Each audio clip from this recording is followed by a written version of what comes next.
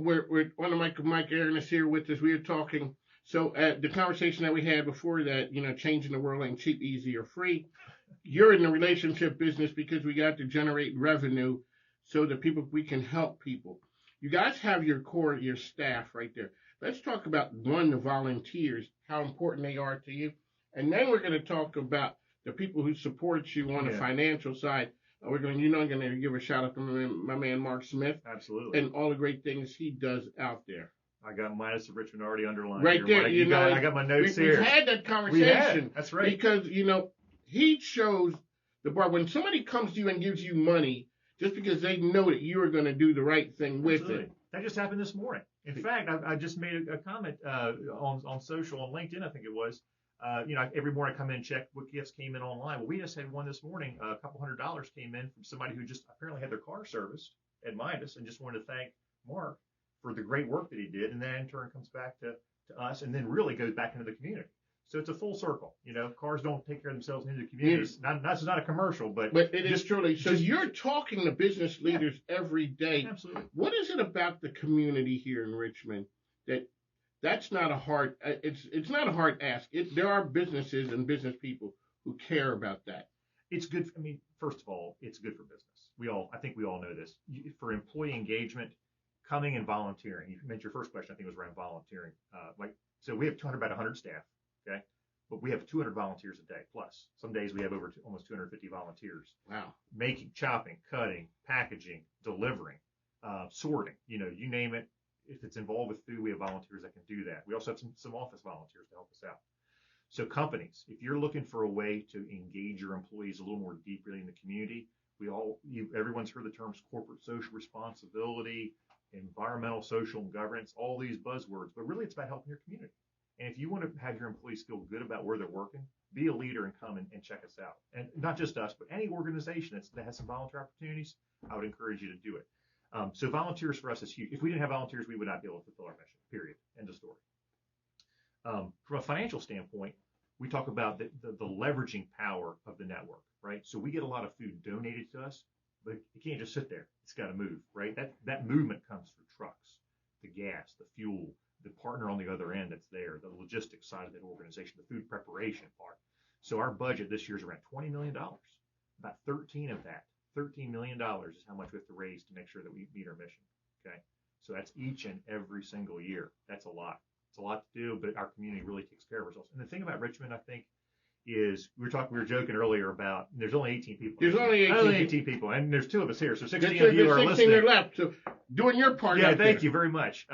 But really, I think the great thing about Richmond is it's big enough to have the oomph of a big city, but small enough where you create those connections and then there's also people like you.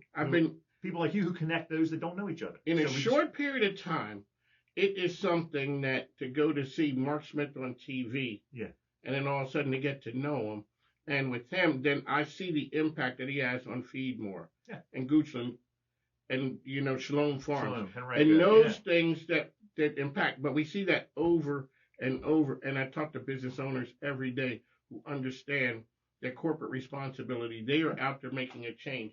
When we talked about the price of food a bit ago, and when we looked at what happened during the pandemic, the price of fuel costs, everything went up.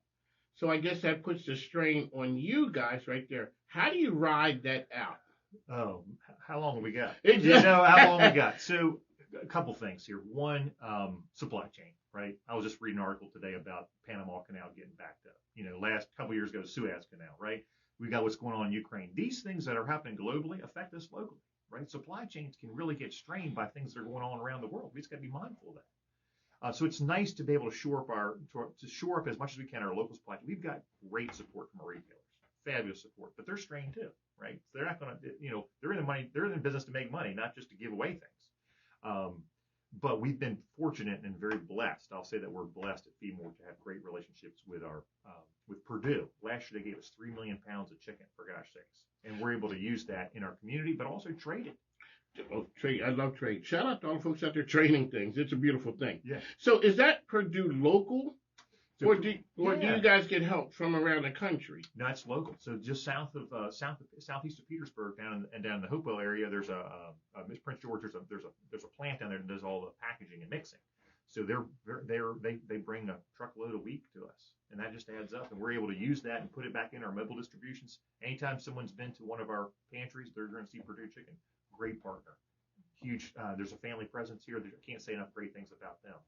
But also, whether it's, I'm not going to name all the retailers, but I don't want to mislead anybody else. We don't want anybody feeling to get hurt. But wherever you shop, I'm just pointing at the camera here. Wherever you shop, I almost guarantee you that they have a relationship with feedmore or a food assistance organization. So anytime you hear the roundup at the register, that stuff comes back to our community, whether it's Kroger, Food Line, all those places, Wegmans. It is September's Hunger Action Month, so you'll probably see a lot of that where people are shopping. If they're asked to round up and help the local food bank, that's us. I didn't know that was the month. Yes, September's Hunger Action Month, so you'll see a lot more stuff out in the community around that. So just be aware.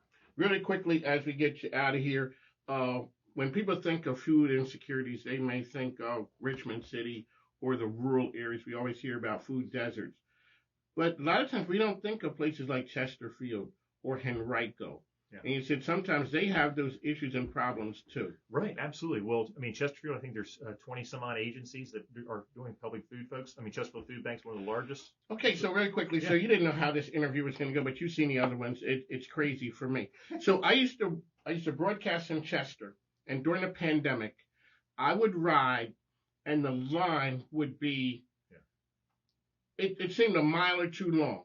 People waiting in line, and I used to hear people say, "Oh, look at the cars that those people are in." I'm like, we're going through something that we've never gone through before in our lifetime. These people are getting help. Yeah. And you always ask, like the food bank, how do you guys do it? Because it's a machine. Yeah. But there always is more. There's always more people to help. Well, think about our listeners. How many people have bought a new car in the last couple of years? You might have a nice car, but guess what? If you and your spouse or somebody lost their job, guess what? Your income you still got the car. You got the car payment, or you might have, had outpatient surgery that kind of went sideways, and now you can't go back to work. People don't know, right? And I think one of the things we learn about business is, withhold judgment. Be curious, not judgmental. Remember Ted Lasso? One of my favorite